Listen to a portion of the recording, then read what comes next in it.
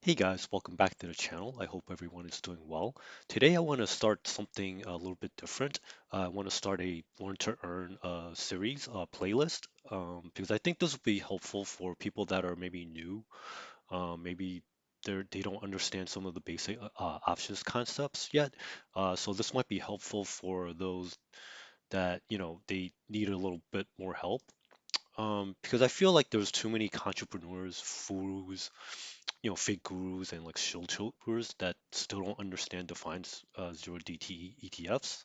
And I think it, it- you know, I think it's not good to like make content like where you don't understand the actual product. So I think it might be helpful for me to kind of set them straight. So let's just get into like just the basic concepts first. You want to think of puts as just like insurance contracts. So think of it as like flood insurance. Like for example, if you're a Tesla scaredy cat, so right now the price of Tesla is probably around like 250 bucks at the time of this recording. And you're really afraid. So what you do, you can buy a $200 put because like that's like the maximum risk that you want to take. So, if Tesla does indeed fall from 250 to 200, in theory, you can collect 50 bucks times 100 per 100 shares per contract, and you can pick up $5,000 to kind of offset your losses. So that's how that would work. And then calls are just like kind of the opposite. It's you want to think about this as FOMO insurance. So you're afraid of like something valuable going up even more. So let's just say for example, you want to buy shares of MicroStrategy to take care of not take care of to take advantage of like the price movement of uh, Bitcoin.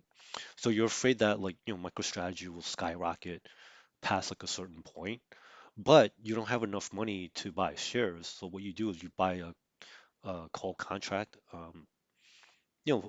maybe with enough time, and then like because like a call contract allows you uh, to control 100 shares of MicroStrategy for like a fraction of the price. So, the further out in time that you go, the more that you have to pay for this type of contract. So, like, let's just say like MicroStrategy is like around maybe 600 bucks, but you're really afraid that you know, the price might, scream higher to like, 1,000 and beyond. So if you buy like a maybe like a at the money call contract, you can control that. Um, it's about $60,000 worth of product at like a fraction of the cost. So that's where like buying a call contract would come in handy. But if you can buy calls or puts, that means you can sell calls or puts, and that's where professional option traders, most of the time, the bulk of their money is made from actually selling options rather than buying options. But in future videos, I'll show you kind of like the difference of like kind of like when to either buy or sell. So you want to kind of like understand like where the most of the money is coming from. This is why like most retail traders when they first start, uh, it's easy for them to like buy. They think they can make money real fast, but there's things you have to take into account that because option contracts they have like you have at least like five different components. You have your delta, you have your gamma, you have your rho, you have your vega, and then of course you have your theta, and that's probably where like a lot of newer traders like they mess up because they forget that as time passes, you're actually losing a little bit of value um, each day. Uh, and then this is where like the brilliance of like Defiance and the yield max ETFs come into play because we're actually benefiting from people that are speculating in the markets. We're taking the other side of their trade. Specifically for Defiance ETFs, what we're doing, we're selling in the money cash secured put. Um, Now, according to this graph, uh, we have like capped upside because anytime like you're selling an option, you're taking on an obligation for like the premium that you receive up front. So even though we take in money right now, we have to wait for like expiration in order to kind of like take advantage of like the premium, assuming it expires out of the money. So the good thing about the Defiance ETFs because they're selling same day options, so that you only have to wait until like 4 p.m. for the options to expire, and then hopefully it'll expire out of the money, and then that's when we can collect our the full premium like free and clear. And then kind of like the kind of like a sister strategy to like the Defiance ETFs or the Yield Max ETFs. So what they do is they sell covered calls on synthetic positions. So they don't actually own the underlying stock. What they do is they buy a long call and a short put further out in time, and then they sell the kind of closer to the expiration cycle, usually a weekly call. And then that's when we kind of like the opposite. You want to make sure that like they sell the cover call out of the money, so that they give themselves enough room for the stock contract call contract to expire. Now, if you notice like the payoff diagrams, they're the same. And at first glance, like for some people that are new, they might not understand this concept, but they're actually the same strategy. And I'll prove that using like an options chain. So one thing to keep in mind is that the out of the money cover call is the same thing as a in the money cash secured put, assuming you're doing it at the same strike. So let's just use IWM as an example. At the time of this um, recording, I took a screenshot that IWM it was currently trading at $188.52. So let's just say you're selling a out of the money call for 190 bucks. Um, assuming you can get filled at the mid price, it's nice and it's right at like 35 cents. And then let's also look at the corresponding uh, put at 190. Again, we have to make an assumption because like in real life when you're trading like these numbers like move really fast. So let's just say for example we can sell it at the mid price for $1.89. But now let's just go further out in time. And let's assume that for this particular option, it expires exactly at 190. So the how the payoff would work with it is that since you sold it for $188.52, um, the 190 call expired almost out of the money. So let's just say for example we collect the full 35 cents. But then we also have to take into account that we bought it at $180.52.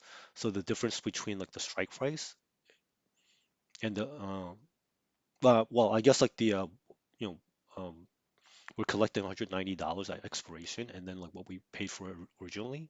So that's $1.48, and then we add in like the premium that we collected for the covered call, and that gives us excuse me, $1.83.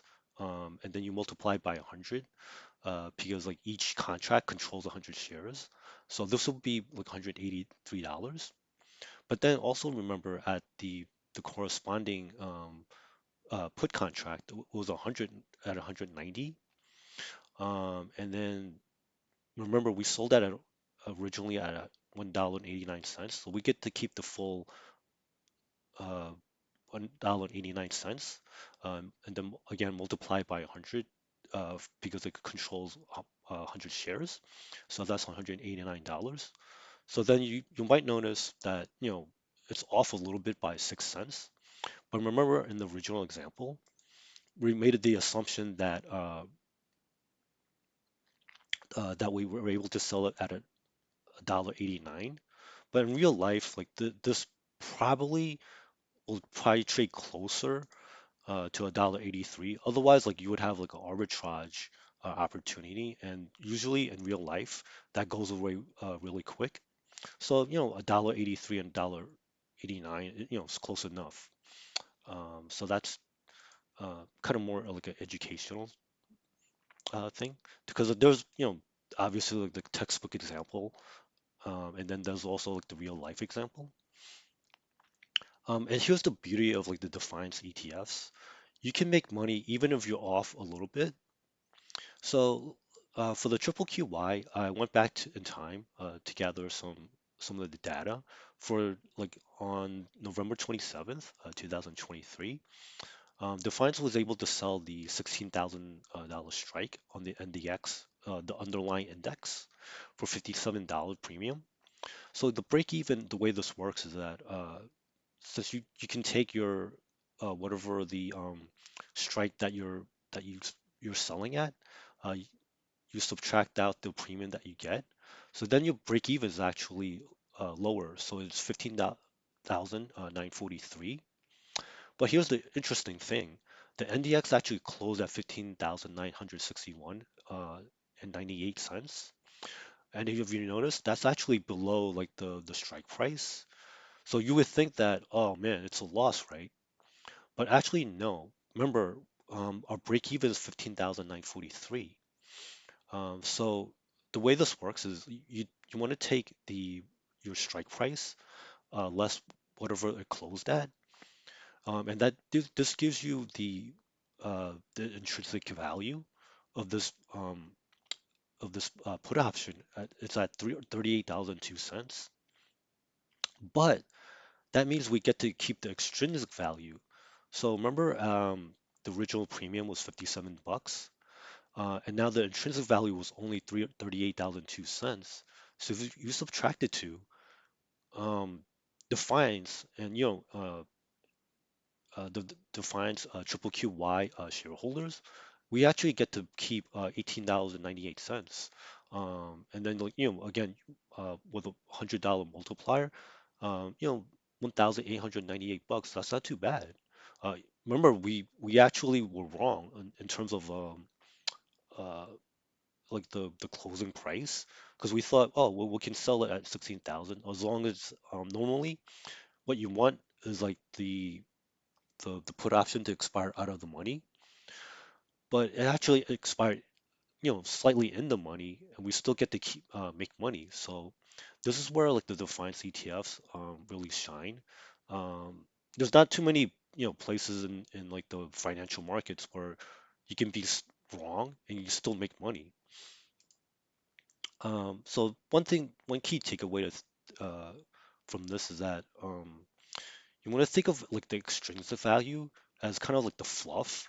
This is where um, like the technical aspect is that it's mostly made out of time decay, and then also like a volatility markup, and then the intrinsic value is actually what some options traders refer as like real value, or how much the option is in the money.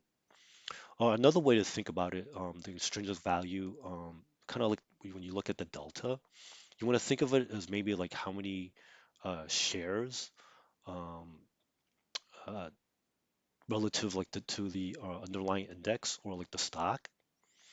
And in the future, maybe I'll explain like the Greeks in another video.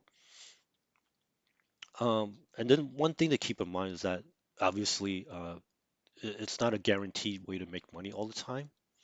And then but like the zero DTEs that offer like more chances for compounding, and it works best for products that have like violent up moves. So maybe in the future, like if they offer like zero DT products on individual stocks, things like Tesla, Coinbase, or like Nvidia, those would be ideal products because like the more volatility there is, there's more opportunities to make money. But in general, like when you're trying to design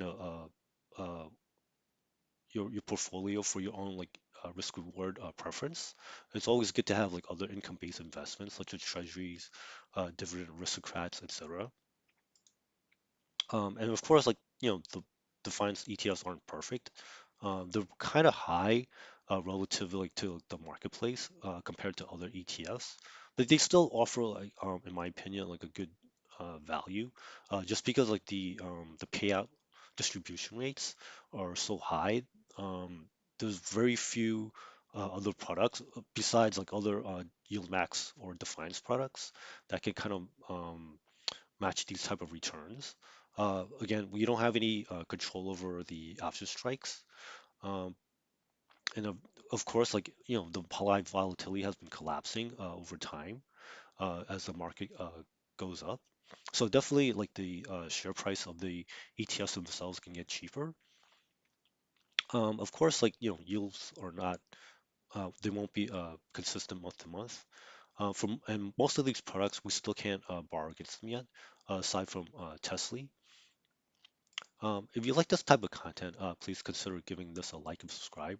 We'd like to grow out the playlist over time. And I also want to make it more practical. So again, just want to thank all my new subscribers. Thank you for liking. And of course, like I think like most of my subscribers already know this stuff, but it's always good to like have like the community, especially those are new or maybe like they're not up to speed yet. It's good to get those people get them more knowledge as well. So thank you, and I hope you have a great one. Let's make some good money out there. All right, bye now.